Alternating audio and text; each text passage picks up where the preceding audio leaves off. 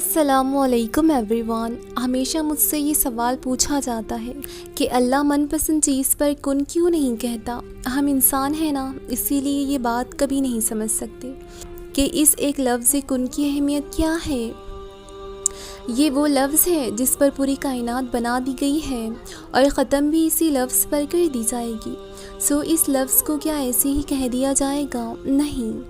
نہیں، وہ کن تب کہتا ہے جب اپنے بندے کے لیے بہترین کا وسیلہ بنا دیتا ہے، اور کبھی کبھار وہ چاہتا ہے کہ میرا بندہ میرے لیے صبر کرے۔ کیا اس کا حق نہیں کہ اس سے محبت جتائی جائے؟ کیا اس کا حق نہیں ہے کہ اس کے لیے تھوڑا سا انتظار کر لیا جائے؟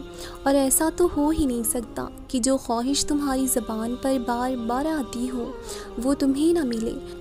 جانتے ہو وہ دعا کی توفیق دیتا ہی تب ہے جب اس نے کن کہنا ہو، ورنہ ہمارے آس پاس کتنے ہی ایسے لوگ ہیں جو دعا بھی نہیں مانگتے، صرف یہ سوچ کر کہ خدا نہیں سنتا۔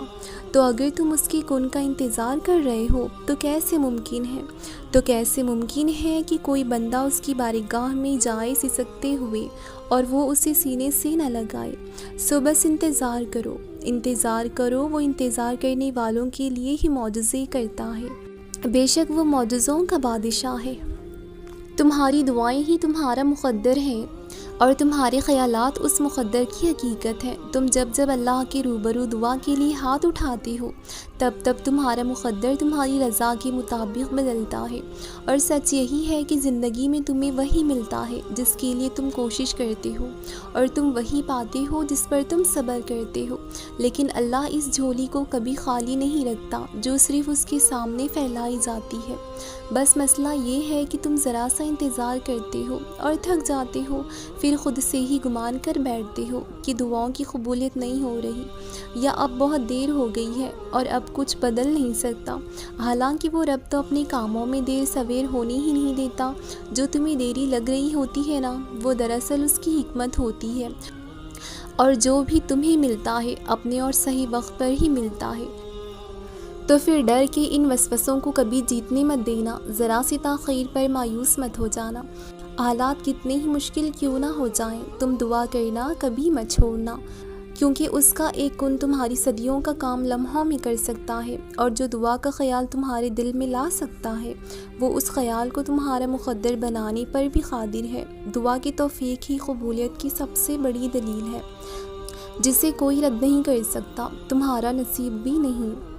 جب نہ ملنے کا خوف ستانے لگے تو یقین سے دعائیں مانگنا، جب صبر نہ آ رہا ہو تب جانماز اٹھا کے اس پر خوب رونا، جب ہمت ہار ماننے لگے تب سجدوں میں اس سے ڈھیروں ساری باتیں کرنے لگنا، جب سکون نہ پہنچ پا رہا ہو تو تہجد پڑھنا، جب اس سے تسلی ملتا دیکھنا چاہ رہے ہو تو قرآن کو پڑھ لینا، جب انتظار نہیں کر پا رہے ہو تو بس اس کے کن ہونے کا انتظار کرنا۔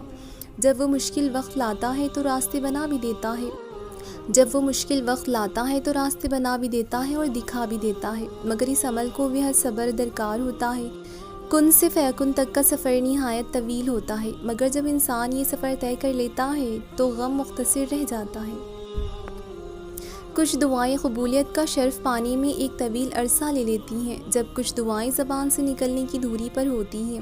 کچھ دعاؤں کو اللہ فوراً قبول کر کے اپنے بندے کو یہ بتاتا ہے کہ میں تیرے کتنا قریب ہوں، یہ جان لے۔ اور جب یہ دعا میں نے اتنی جلدی قبول کر لی تو جو دعا تیری اٹکی ہوئی ہے وہ کسی وجہ سے اٹکی ہوئی ہے۔ ایسا نہیں ہے کہ میں نے سنی نہیں یا میں انہیں قبول نہیں کروں گا، بس مجھے تیرا مانگنا پسند آ گیا ہے۔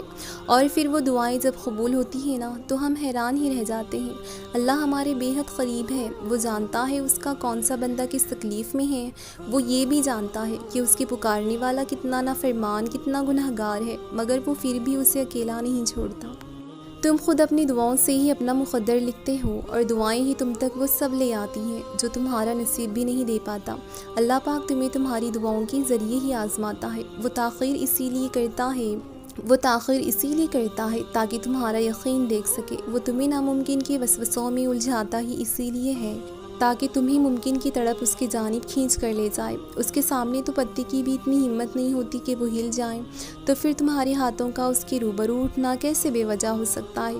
وہ جب تمہاری دعاؤں کو قبولیت کے لیے چن لیتا ہے تب وہ تمہارے دل میں دعا کا خیال بھی خود ہی ڈال دیتا ہے، اور وہ تمہیں خبر ہی نہیں ہونے دیتا کہ اس نے تمہیں ہی تمہاری دعاؤں کی قبولیت کا وسیلہ بنا دیا ہے۔ تم نصیب اور وقت سے لڑتے ہو، یہ سوچے بنا ہی کہ نصیب لکھنے کا اختیار تو اللہ پاک نے تمہیں دے رکھا ہے کہ اپنی دعاؤں سے جب چاہو جو چاہو بدل ڈالو۔ تمہاری دعائیں وہ سب کر سکتی ہیں، تمہاری دعائیں وہ سب کر سکتی ہیں جو تمہارا مقدر نہیں کر سکتا، اور دعاؤں سے تو رب بھی مل جاتا ہے نا، تو پھر یہ چاہت کیا چیز ہے؟ بس تمہیں یقین رکھنا ہے کہ جو اس سے مانگ لیا جائے وہ مل کر ہی رہتا ہے، تو پھر تمہیں وہاں سے دے دیا جائے گا کہ تمہاری دعائیں بھی حیران رہ جائیں گی۔ اللہ تمہاری صدائیں سن بھی رہا ہے اور تمہاری تڑپ کو دیکھ بھی رہا ہے، اور ان قریب تمہیں ایسے نوازے گا کہ تم اس کا شکر کرتے کرتے تھک جاؤ گے۔ وہ تمہاری کی ہوئی دعاؤں کو رد نہیں کرتا، اس کو تمہارا تڑپنا بہت پسند ہے۔ جب تم ایک بچے کی طرح اس سے مانگتے ہو، اس کے سامنے روتے ہو، فریاد کرتے ہو، اور پتہ ہے وہ تمہیں تمہاری من پسند چیزوں سے کیوں آزماتا ہے؟ وہ تمہیں تمہاری من پسند چیزوں سے اسی لیے آزماتا ہے کیونکہ جو محنت اور دعائیں ہم اپنی من پسند چیز کے لیے کرتے ہیں نا، وہ کسی اور چیز کے لیے نہیں کرتے۔ اس کو ہمارا بس اس سے مانگنا اچھا لگتا ہے، پھر وہ ناممکن دعاؤں کو بھی ممکن بنا ہی دیتا ہے، ہمیں ہمارے صبر کا اجر دے دیتا ہے، ہماری تڑپ اور ہمارے آنسوؤں کے بدلے ہمیں خوشیاں عطا کر دیتا ہے۔